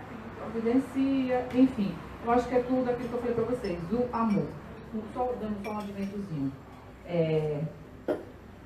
Tem pessoas, eu não sei se filosofando a vida ou não, sabe, Salomão? Que acha que vem assim, que tem aquela coisa do comodismo, né? É um comodismo tão grande que senta na cadeira, gruda, parece que tem uma cola, aquela super bonde, né? Que a pessoa não levanta pra nada. Você chega no serviço público, o pessoal faz bem assim, sabe o que ela faz? Aí levanta a mão, tá, sim, não, E aí a pessoa até dá um bom dia, mas isso não é todo mundo. Então, assim, eu fico muito triste quando as pessoas falam assim, servidor público é preguiçoso, não é receptivo, funcionário público não é isso, não é aquilo. Ou seja, ele deixa o funcionário público pior do que, nem sei, né? Então, eu não sou assim, não sei se você não é assim, você não é assim. E tem, não sei, tem muita gente que também é funcionário público que não é assim, gente. E se generaliza. Mas se generaliza, sabe por quê? Porque existe. Existe. E pense numa laranja podre contamina. Né? Existe isso. A Fiocruz, como é a instituição, né, faz parte do SUS, então ela tem as suas qualificações, mestrado, doutorado, especializações. Só que para você adentrar, você tem que estudar. Você tem que fazer prova. E não é marcadinha chique, não, não é objetiva não, viu? É pensante, subjetiva. São 5 perguntas de, como vocês dizem, os alunos dizem para vocês, fundir o crânio, como é o palavreado. Eu já estou 19 anos de formado, não sei mais qual é o palavreado que está usando no momento, né? Que sempre tem aquele do momento. E eu lembro que uma colega para mim chegou e disse bem assim, Aline, vai ter uma prova de seleção para a Fiocruz Nordeste, porque a Fiocruz funciona como regiões. Sudeste tem o seu polo, nós do Nordeste, a Fiocruz é o Ageu Magalhães da Universidade Federal de Pernambuco, fica dentro da Universidade Federal de Pernambuco. E vai ter essa prova tal. Eu fiquei interessada, né, mandei o meu currículo, você tem que ser gestor em saúde pública para participar. Porque é o Ministério da Saúde que vai pagar, né, para você. E eu fui fazer a prova, né? Eu falei, Jesus, eu não tive tempo de estudar, eu não gosto de fazer nada sem tempo para estudar. Mas Deus me abençoou, né? Muito. E eu consegui passar em 3º lugar no Nordeste. Tirei 9,8. Lembro como hoje, no dia da prova, quando eu olhei aqueles mestres lá, aquele, sabe, um monte de médico já de idade e tudo, eu falei, vou-me embora. Vou voltar pelo mesmo lugar que eu vim. Mas na hora me deu aquela vontade de ficar e participar. E eu fiz minha prova, graças a Deus, né? Passei, fiquei 2 anos estudando. E eu fico muito triste, vou dizer para vocês. Eu peguei todas as licenças possíveis no estado, né? Uma para poder montar isso aqui para os meus filhos. E outra porque eu estava triste com o sistema. Sabe por quê? Eu ralei 2 anos para me especializar em saúde pública, para ter esse conhecimento, e simplesmente eu vejo gente que está em cargos que não sabe, ó, com um copo em saúde e está aí. Aí eu fiquei assim, filosofando a vida. Né? Filosofando a vida, eu falei, sabe uma coisa, vou agora tirar um tempo para mim, né? Para eu cuidar dos meus filhos, porque eu era tão viciada de trabalho, tão apaixonada por saúde pública, ainda sou, viu, gente? Que eu decidi fazer isso. Então, assim, estou com toda a garra, lógico, para poder voltar. Espero voltar brevemente, né? E poder ajudar, né, ao setor público naquilo que eu sei e que eu sei que eu posso acrescentar. Então, ética, educação, é uma coisa muito ímpar. Não sei se vocês concordam comigo, mas é muito ímpar. Mas eu acho que quando é ímpar e você pode compartilhar o seu jeito, né, a sua forma, né, de trabalhar, vocês dois são exemplos disso. Professores, imagina, quantos alunos se espelham em vocês? Quantos alunos querem ser como vocês? Não é vocês, como vocês. Quantos funcionários eu já tive, gente, nesse tempo todo de gestão, que quando me veio, eu já ouvi muito isso. Quando eu crescer, eu quero ser igual a você. Aí eu ficava rindo, porque a pessoa está mais velha do que eu, viu? Mas isso é exemplo. Então, que a gente pega os bons exemplos e a gente siga os bons exemplos. A gente pega isso, tá bom?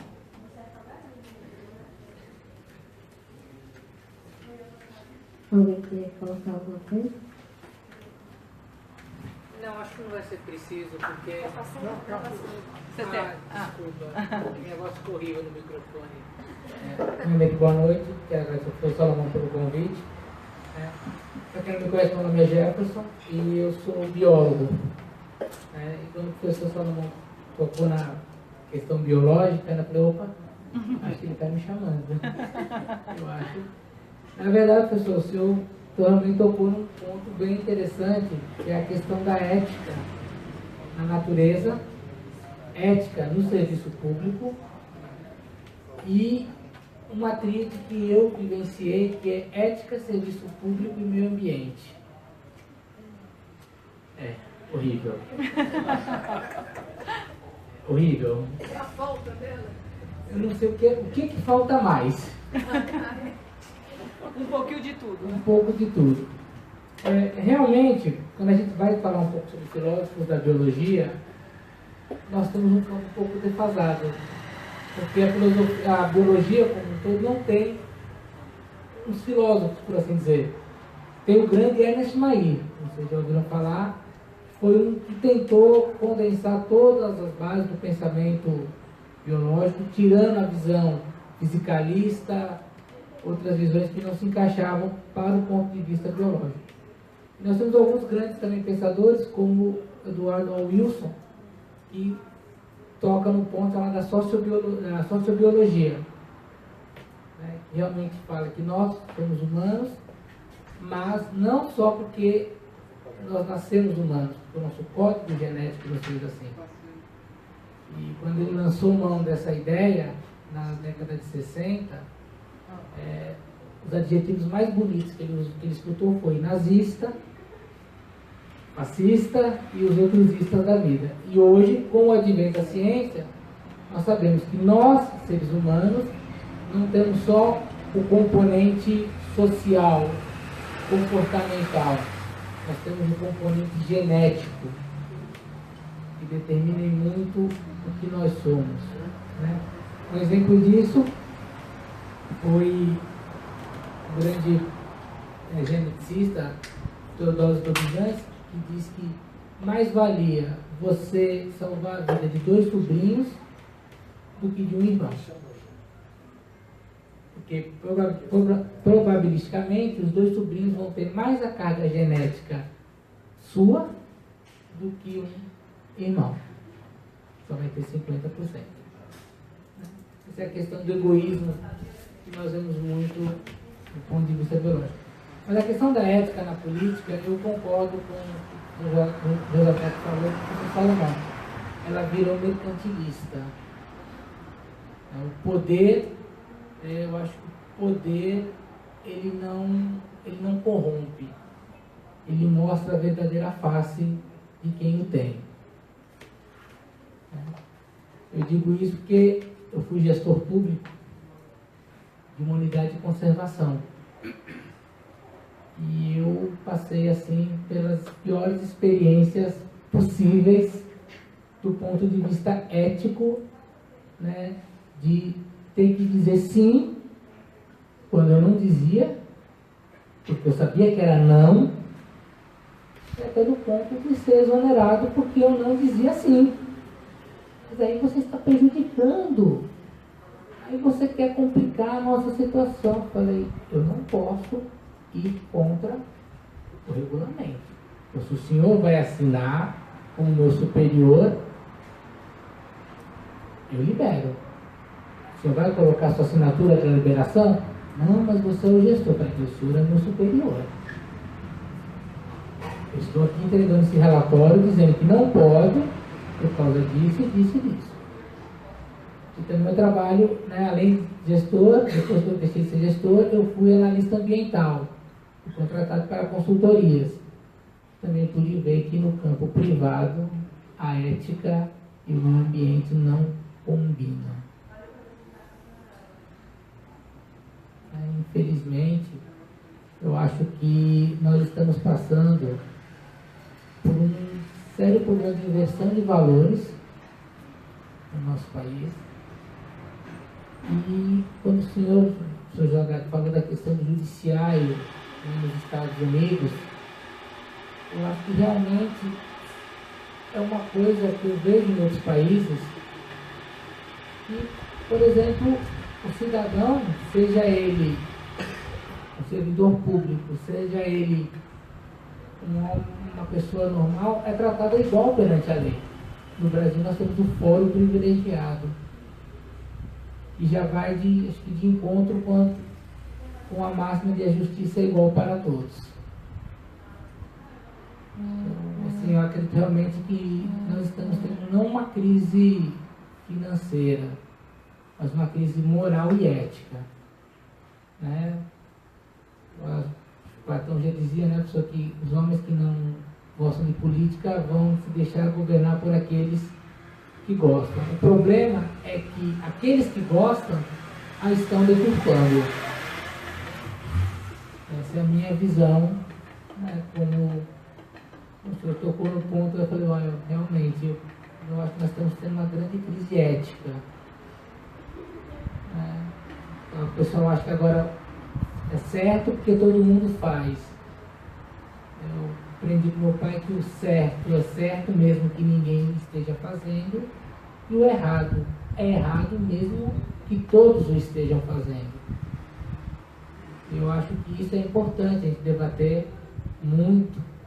Eu também sou professor e é uma coisa que eu debato muito com meus alunos. Que espécie de sociedade você quer para você no futuro? Ou para o seu filho? Porque as suas atitudes hoje, seja como cidadão, seja mais à frente como algum cargo profissional que você esteja exercendo, vai surtir reflexos. E realmente nós não vemos mais isso na educação básica, na educação no ensino médio. Pouco se fala, às vezes, nas universidades, na UFS mesmo, ainda existem alguns debates, cheguei a participar de alguns, acho muito enriquecedor, mas os nossos valores, hoje em dia, eles estão deturpados. Eu acredito que houve uma grande deturpação com relação a isso. Muito obrigado. Bom, boa noite, eu sou Marcelo, eu sou professor da UFS também, sou colega do Josadac. Agradeço o convite, cheguei aqui por meio do Facebook e vim porque eu acredito muito nessas iniciativas. Eu acho que a democracia também se constrói dessa maneira, a partir do convívio, da troca de ideias, nessa dimensão do micro, né, do convívio mesmo. E eu acho que isso é uma coisa que precisa ser repetida, né, com bastante frequência. Eu vou fazer uma pergunta e respondo assim, quem tiver vontade. Minha pergunta é a seguinte: será que nós estamos vivendo uma crise no sentido de perda de algo que existia? Ou será que, na verdade, muitas dessas coisas que a gente fala que existiam, não existiam de fato, né? É uma coisa como se a gente imaginasse, os políticos do passado eram melhores, a educação do passado era melhor, a saúde do passado era melhor, com sempre essa ideia de que o passado é melhor, foi melhor. Ou será, portanto, será que nós estamos vivendo uma perda, ou será que nós estamos vivendo a ausência de algo que de fato nunca existiu? Né? A noção de ética na política no Brasil. Onde que existiu a noção de ética na política brasileira? Quando? Né? Você está perguntando. Sim. Então, o que eu acredito assim, é que a gente está sentindo assim, uma mudança. Acreditávamos numa coisa que não tínhamos certeza, mas acreditávamos que existia uma coisa melhor. Mas foi uma crença, mas na verdade não é crença ilusória. Não foi uma perda, porque continua a mesma coisa. Não houve uma mudança. Quando falou em uma educação moral, né, uma coisa de aprender políticas públicas na escola. Eu venho da fase, né, da educação que tinha moral e cívica. É uma outra deturpação do conhecimento de uma moral, de uma ética. Então a filosofia na época também foi abolida e está sendo abolida novamente. Está se voltando novamente. A gente está regredindo, retroagindo. É muito difícil para os jovens que já avançarem em termos de evolução, porque teve evolução também. Agora aquela crença, eu tenho essa crença. Eu acredito que eu perdi essa crença. Porque teve uma outra fase da ordem do comércio, das fábricas e do operariado, né? Com trabalhos fixos e efetivos. Hoje nem o servidor público, a Maria, né? Do esposo João Alves, né, a senadora, ela não lançou aí um projeto que todo servidor público vai passar por uma prova e não vai existir mais o efetivo que vai permanecer. Então vai ter uma prova para eliminar esses servidores públicos. Então não tem mais, o emprego também se descaracterizou. Muitas mudanças estão ocorrendo que tudo é outra sociedade, teve a evolução e a gente não está ainda lidando muito bem. Essa flexibilização do mercado é um outro aspecto que também tem que ser tratado. E a educação deveria ser flexível também. Eu não vejo, a gente está muito atrasado. Eu trabalhei na área da educação como aposentada, também fui gestora de certa forma como diretora de uma creche e trabalhei, fiz uma especialização em políticas públicas e fui psicóloga também no Centro de Referência da Educação Especial, que não tem nenhum trabalho público político para a educação especial. A inclusão é ainda uma coisa que se fala aqui, mas não se faz ainda essa inclusão de integrar aquele aluno especial, né? É muita propaganda, muita falácia, né? Falando do filósofo, falácia. É isso que eu penso também. E a gente tem muita coisa. Se for preso, esse momento é interessante que a gente pode estar trazendo umas certas ideias e eu não tenho assim uma ideia tão determinante, determinada. Porque também as coisas vão mudando, né? Mas o que eu vejo assim que o brasileiro está desacreditado, né? Ficou desacreditado. Assim, em relação à política e os políticos.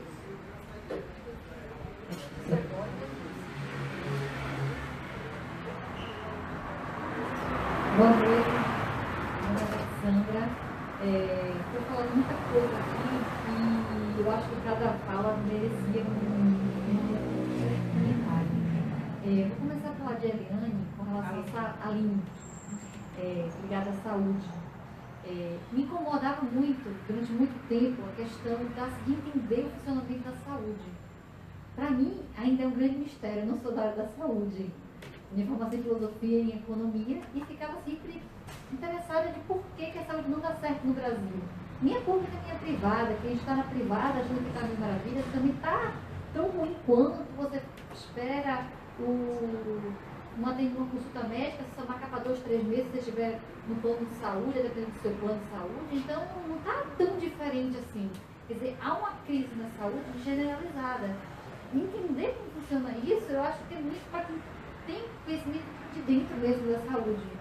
Então, quando eu vi Drauzio Varela falando que a saúde é a única área da economia que as inovações tecnológicas encarecem o serviço.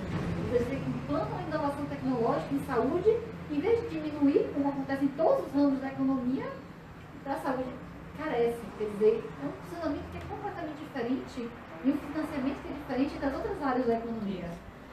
E para mim, que não sou da área, é muito complicado entender isso.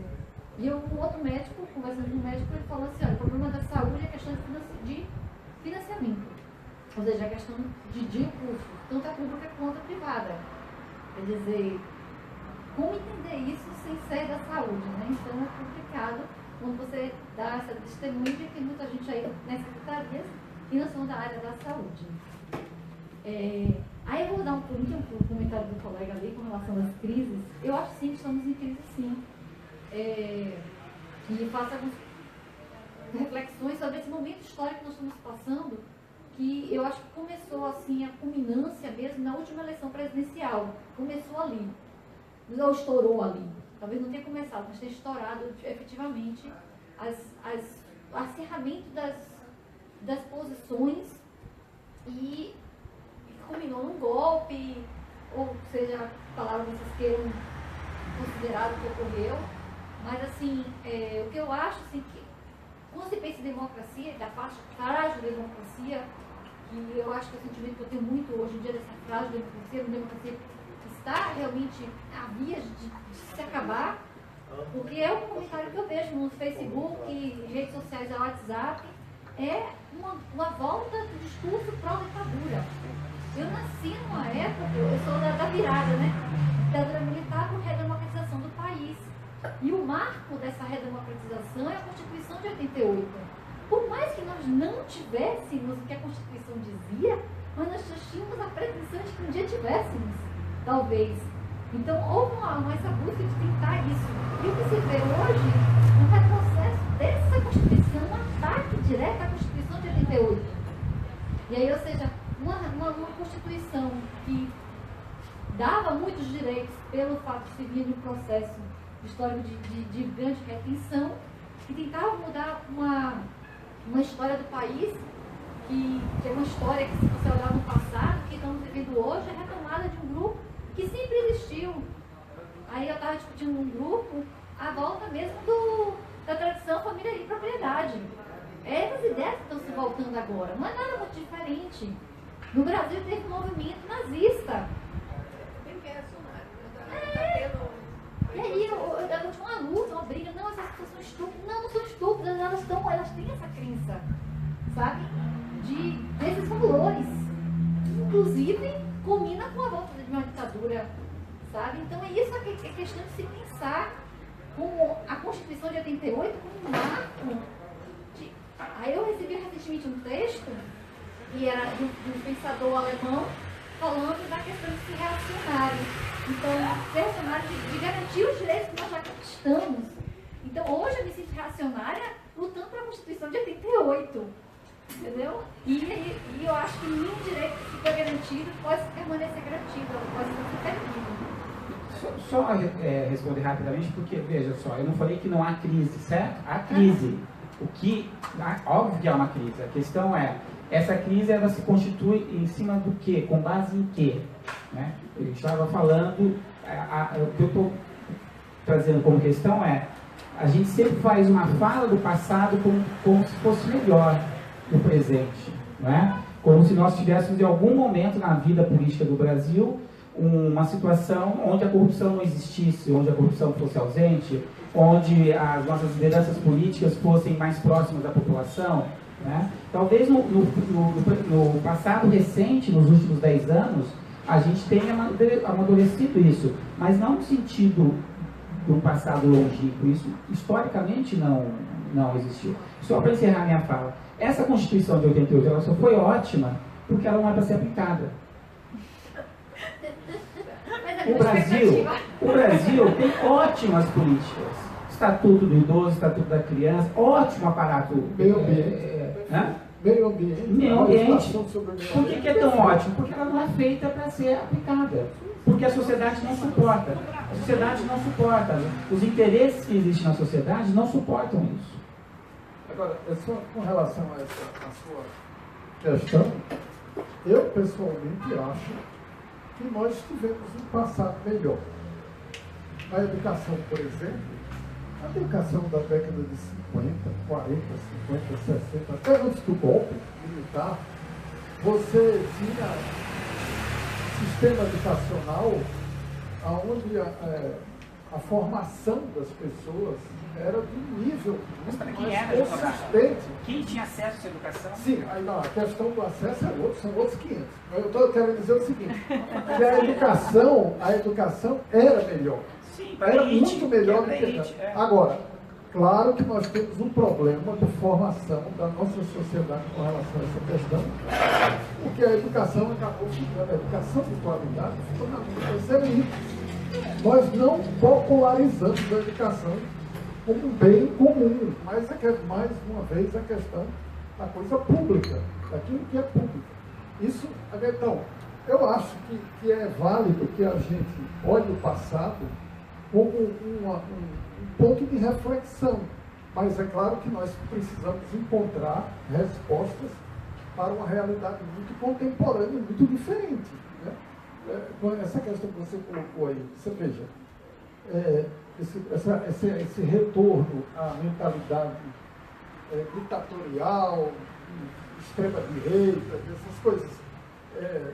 Recentemente eu vi a notícia de uma pesquisa mostrando que a maior parte dos evangélicos, dos evangélicos das igrejas chamadas neopentecostais, a grande maioria do eleitorado desse grupo vai votar em Bolsonaro.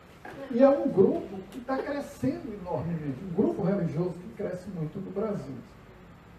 Juntando-se a isso, essas questões de gênero, etc., toda essa confusão no meio eclesiástico, isso é associado à esquerda, né? Eles fazem um link direto entre questões de gênero, negócio de gay, de coisa, negócio de comunista. É esse o nível. É o negócio. Querem destruir a família. Então, esse tipo de discurso faz um link para essa dimensão política retrógrada e com a linguagem de ditadura mesmo, de defesa de regime militar e tal. Mas isso tudo, a meu ver, é consequência da educação, da falta de educação de qualidade e de uma formação adequada do povo, em termos educacionais. Eu vou ser rápido na minha colocação. Existe um texto que eu acho fantástico do Adorno, Educação para a Barbárie, o professor conhece, onde ele fala sobre a crise. Né? Crise, eu acho que aí eu vou falar da filosofia, que a colega ali falou. Na época da ela foi tirada e agora está sendo tirada novamente, né? Hoje você vai falar de filosofia de Vanderlei Luxemburgo, filosofia do Flamengo, mas filosofia de fato você não vê, né? A filosofia de fato você não vê ela sendo discutida e tal. E é num espaço como esse que a gente está falando aqui, que é a esfera pública, que está se discutindo, entre outras coisas, a gente está filosofando. E filosofando precisa de um formato de filosofia para fazer isso, nós estamos filosofando. Mas eu vou trazer a filosofia da psicanálise, do próprio Adorno, e do Lacan, né? Que fala o seguinte, respondendo à pergunta que você falou, será que a crença que nós tínhamos antes, ela existia de fato, né? Será que... Eu vou fazer uma interpretação minha. Será que ela nunca existia? Então veja, eu acredito que ela nunca existiu. Mas a idealização que nós fazíamos dela fazia com que houvesse uma movimentação. Então nós temos uma coisa na psicanálise que é dois conceitos fantásticos, que é ideal e real. O que é real? Real, eu estou aqui. Estou aqui com vocês, batendo um papo agradável, a gente está pensando, discutindo. E o que é real? Real seria se eu ganhasse na Mega Sena da virada, eu não precisasse trabalhar. Né? O real, o ideal está sempre numa condição do inatingível. Mas esse ideal está numa condição do inatingível, movimenta a minha vida hoje. Mesmo com a possibilidade mínima de ganhar na Mega Sena da virada, eu vou jogar. Mesmo com a incerteza de que amanhã eu vou estar vivo, eu tenho planos para amanhã. Mesmo com a incerteza de que daqui a um ano eu não posso estar mais vivo, mas eu tenho planos para o Réveillon do próximo ano. Então, esse ideal é que nos move. Mas parece que o que está acontecendo hoje é uma total falência dos ideais. Então, eu acredito que é muito passado por isso. Só para falar um pouquinho do que você falou, esse negócio da tecnologia acaba, né? Veja bem, tem 29 anos em que foi criada uma tabela de procedimentos SUS. Então, assim, que ela não sofreu alterações. A tecnologia, ela avança e ela custa. Então, assim, por que hoje é tão difícil fazer saúde pública? Vamos supor, você faz um hemograma que tem um custo de X, há 29 anos atrás e agora o mesmo. Então, assim, nem o privado consegue acompanhar e nem o público. Subfinanciamento, né? Aquela mesma história que você falou. E, infelizmente, enquanto não houver uma reforma total nisso, não tem por onde andar. E outra coisa, todo mundo que paga plano de saúde usa o SUS. Porque muita coisa que o plano de saúde não paga, o SUS paga. Aquela mesma história que a gente estava voltando, né? E quanto à sua pergunta, eu comungo da seguinte opinião. Eu não vivi uma ditadura, né? Não tenho idade para isso, mas hoje eu vejo colegas meus, né, dizerem que os pais falam que na época da ditadura as pessoas eram mais corretas, eram mais éticas. Como a gente não viveu isso, quer dizer, eu não vivi isso, eu não sei dizer. Mas o que eu vejo em filmes, e uma coisa eu vejo tortura, eu tenho uma imagem super negativa. Então, assim, quando eu vi o Brasil, né, Constituição de 88, né, eu na minha puberdade, enfim, aquela coisa do acreditar, de mudança, de uma coisa ou outra, a gente quer essa mudança pra gente, né? Eu nunca fui partidária, nunca tive um partido político, mas eu sempre acreditei em pessoas, né? Então, eu apostei em pessoas que depois eu me decepcionei, porque eu achava que eram pessoas ideais para estarem no poder. Então, hoje, o que eu peço, eu estou numa fase da minha vida cristã, que eu rogo a Deus que apareçam pessoas do bem, que queiram fazer o bem. Mas, né? Tem gente que odeia programa político. Gente, eu amo. Eu fico assim, vidrada para ver as baboseiras e ver aquelas pessoas que eu acredito. Porque tem pessoas assim que falam com venência, que falam com... Você vê assim, esse daí eu acredito. Agora tem uns que falam que não olham nem para a câmera. É uma coisa assim vaga, sabe? Que olha para tudo que é tanto, menos, né? E os olhos fazem assim, olha. A cabeça acompanha os olhos.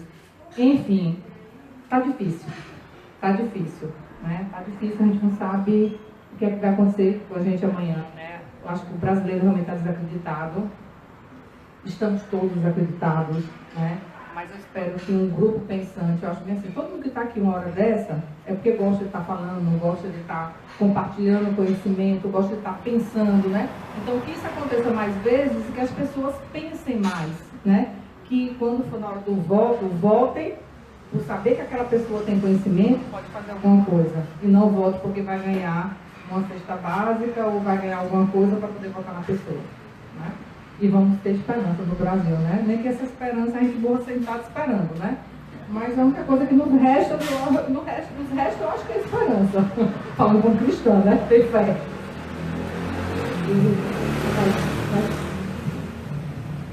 Aconteceu o que eu temia.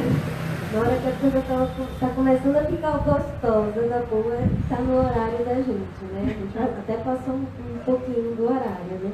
Eu particularmente seria muito suspeita. Vai começar, por exemplo, se isso não é falta de um herói nacional que a gente nunca teve, efetivamente, nunca teve uma guerra, nenhum herói efetivo, se isso não estaria influenciando a nossa perspectiva de política hoje.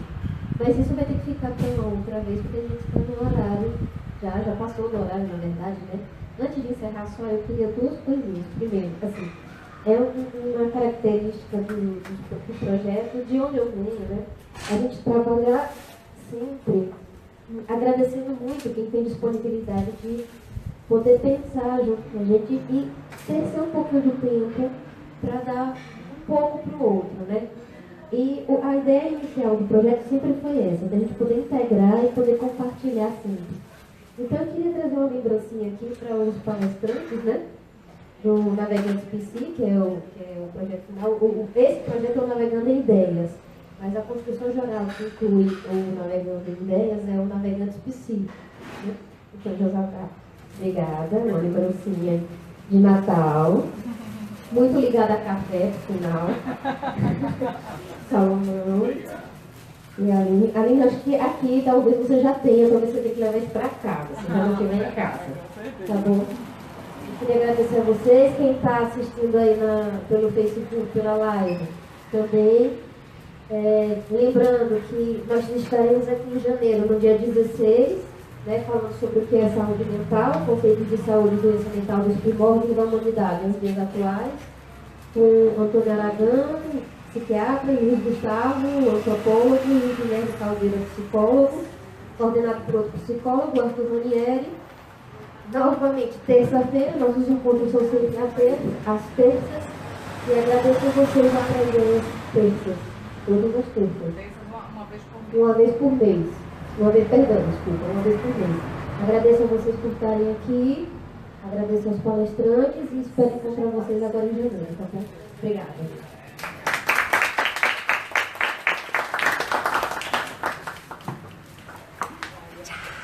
É.